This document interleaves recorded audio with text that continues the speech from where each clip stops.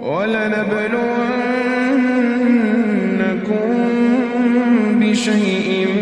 من الخوف والجوع ونقص من الأموال والأنفس والثمرات وبشر الصابرين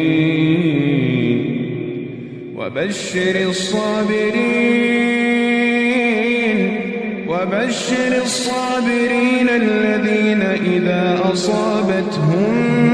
مصيبة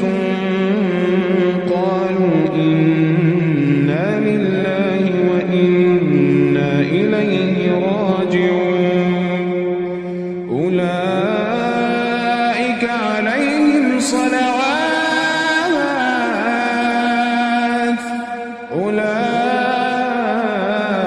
عليهم صلوات